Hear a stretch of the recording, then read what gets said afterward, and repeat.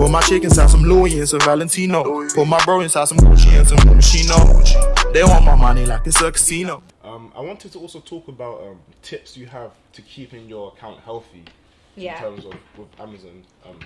And how have you dealt with that in the past? Like, have you run into issues, like, for example, So I think the tips to keeping your account healthy is, one, reading the policies for yourself. Like, everyone always thinks that I've watched a YouTube video and YouTube is enough to teach me. But actually, if you read the policies, like, you're actually not allowed to do retail arbitrage. Okay. You can't go into a store and resell it without documentation. Okay.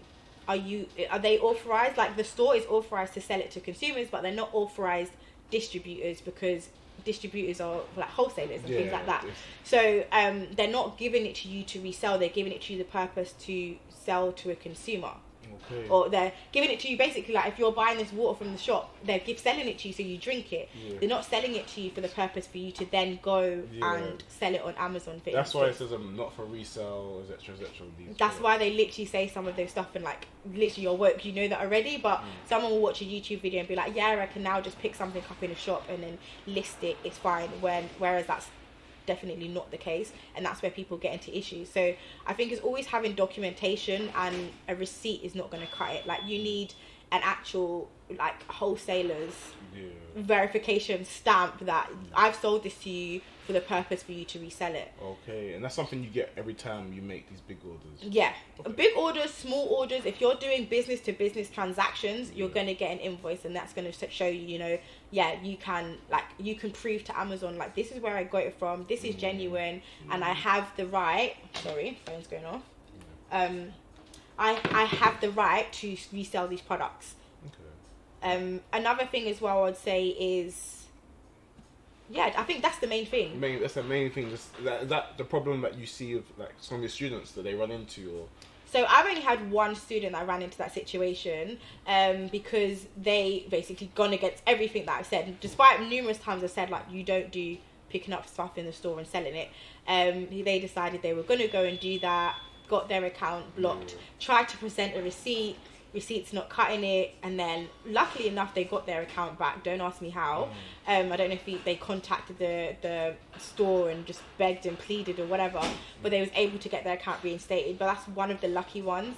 I have a lot of people who are like, I don't have a receipt, or I've lost the receipt, I need to get my account reinstated, and it's just a simple, I can't help you, and I don't think anyone can help you in this situation. And you've got to think of it like, Amazon is like the biggest platform, and it's only going to get bigger. The last thing you want to do is get yourself in a situation where your account is gone for good. It's just not worth it. It's just not worth it. And would you say, is it simply, in terms of getting back on, you know, to making money, is it simply a case of making another account, or it's not even, they clock that, like... Do you know who is the owner of Amazon? Jeff Bezos. How much money does he have? 198 billion? I didn't even know that, so you know more than me. But basically, he's smart enough to have systems in place to know that IP address, that name, that this, that, so it's all integrated. So if your account does get blocked, you're done for? You're done for. If you put it in, like, say, if I'm blocked, I can maybe put it in your name, at your house, in your company address. That's it, but it cannot be associated with me in whatsoever. It's long, if you get... Okay, guys, listen to her. Like I said, that is crazy. I thought you can just simply make another account, but... Mr. Jeff. Mr. Bezos. He's too smart. He's like, no, I know all the tricks. Like, if I'm blocking you for a reason. Like, even one of my accounts, so I've got multiple Amazon accounts that I use for different things. And one of the accounts, like, it was just an account, had no card connected to it. And then I owed them money. I think I owed them the £30 subscription because I forgot that the account was even active. So because I owed them money on that account, they basically blocked all 3 accounts and said, until you pay that £30 on this account, you're not a seller no more. So basically all my accounts got locked out of. So they're like really, really intelligent, and rightly so. Like, he's the richest man in the world. He's going to have all these little systems in place to know.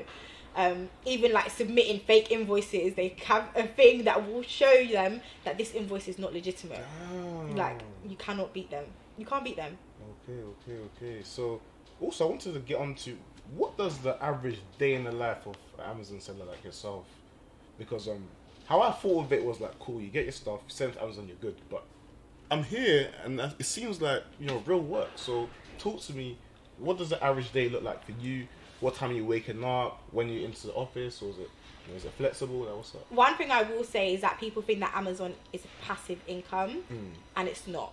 Even if you do the private label method, it's still not passive, because you have to keep optimizing your listings, making sure your ads are good, making sure that the keywords that you've put in are still relevant and still working. So there's no such thing as passive, completely passive with Amazon, unless you start employing people and systemizing your business in that respect.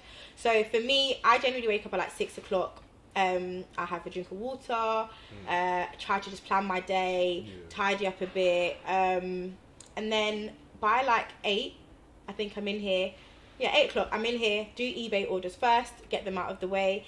Then I'm going to jump onto Amazon stuff, pack the Amazon stuff into boxes. So like there's like the boxes that are basically getting ready to go. They'll go in there. I'll label them if they need labeling. They'll go off to UPS, will come collect it from here. They'll go off to Amazon Fulfillment Center and they deal with it.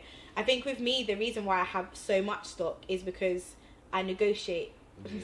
So you have to take big I take big bulks, and it's just easier for me to take larger amounts and know that I just have to restock. I'm not having to worry about, oh, now I need to source more products.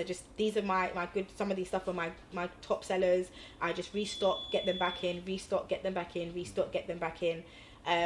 Some of these stuff are old bits as well, and as we've spoken about that one already, that's like basically something that I got blocked from selling anyway. So some of these stuff, I'm just sending in, but as a one-person band and a woman, I ain't got the strength like you guys to be lifting boxes. It's going to take me a while to get through it, and then as I'm going through it, I'm buying more stock, which is slowing me down even more. So that's why there's so much stock in here.